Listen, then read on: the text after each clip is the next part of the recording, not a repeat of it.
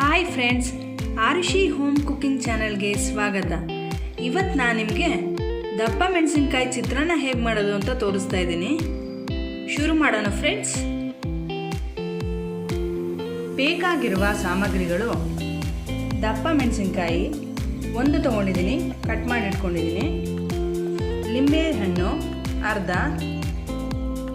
ಮೆಣಸಿನಕಾಯಿ 3, ಕೊತ್ತಂಬರಿ ಸೊಪ್ಪು,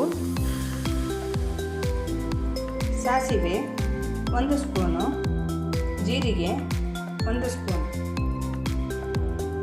ಅರಿಶಿನ ಅರ್ಧ ಸ್ಪೂನ್, ಕಡಲೆ ಬೀಜ, ರುಚಿಗೆ ತಕ್ಕಷ್ಟು ಉಪ್ಪು.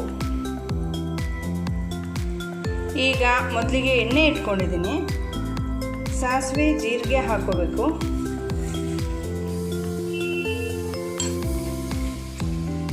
ಅರಿಶಿನ ಸೇರಿಸ್ಕೊತಾ ಇದ್ದೀನಿ. ಹಸಿ ಮೆಣಸನ್ನ ಹಾಕೋತಾ ಇದ್ದೀನಿ. ಕಡಲೆಕಾಳನ್ನು ಸೇರಿಸಿದ್ದೀನಿ. ಈಗ ದಪ್ಪ ಮೆಣಸಿನಕಾಯಿನ ಹಾಕೋತಾ ಇದ್ದೀನಿ.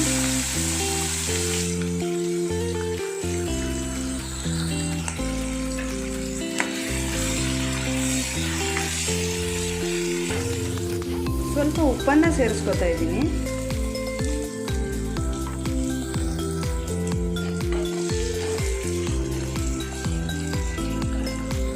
ಕೊತ್ತಂಬರಿ ಸೊಪ್ಪನ್ನು ಇವಾಗ ಬೇಕಾದರೂ ಹಾಕ್ಬೋದು, ಎಲ್ಲ ಆಮೇಲೆ ಬೇಕಾದರೂ ಸೇರಿಸ್ಬೋದು. ನಾನು ಇವಾಗಲೇ ಹಾಕೋತಾ ಇದ್ದೀನಿ.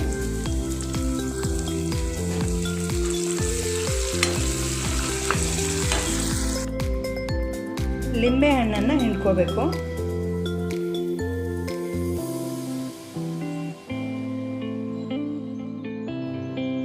ಚೆನ್ನಾಗಿ ಕಲಿಸ್ಕೋಬೇಕು.